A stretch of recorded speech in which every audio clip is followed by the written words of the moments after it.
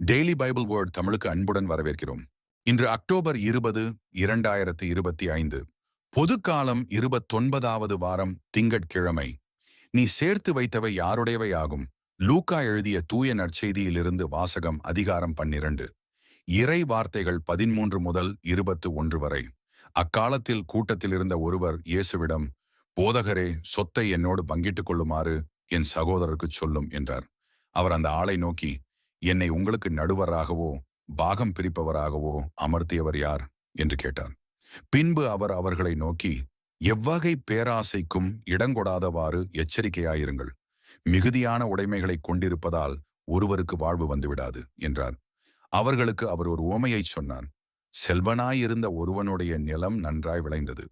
அவன், நான் என்ன செய்வேன்? என் விளைபொருள்களை சேர்த்து வைக்க இடமில்லையே என்று எண்ணினான்.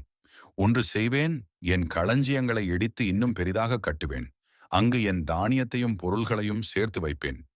பின்பு, என் நெஞ்சமே, உனக்கு பல்லாண்டுகளுக்கு வேண்டிய பல வகை பொருள்கள் வைக்கப்பட்டுள்ளன. நீ ஓய்வெடு, உண்டு குடித்து மகிழ்ச்சியில் திளைத்திடு எனச் சொல்வேன் என்று தனக்குள் கூறிக்கொண்டான்.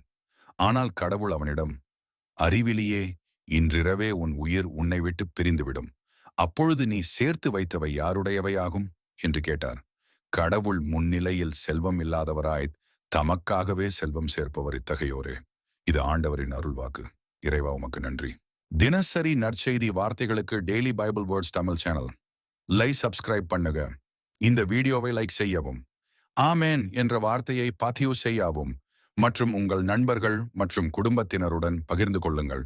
கடவுள் உங்களை ஆசீர்வதிப்பாராக. ஆமேன்.